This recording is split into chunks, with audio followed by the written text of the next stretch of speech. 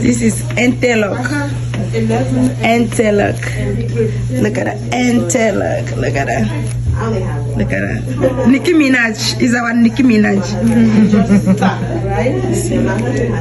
She do crochet. She do crochet before do interlock because you know why she do crochet before? Because the hair grow a lot. So she's doing the crochet and now interlock it.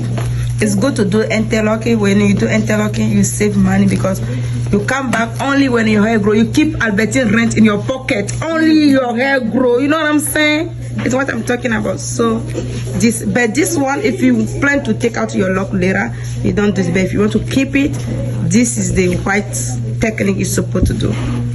You add some money and you rest before you come to the shop. But anytime you come, deep conditioner your hair. Even the hair is natural, you need to treat it. You know what I'm saying? You hear me?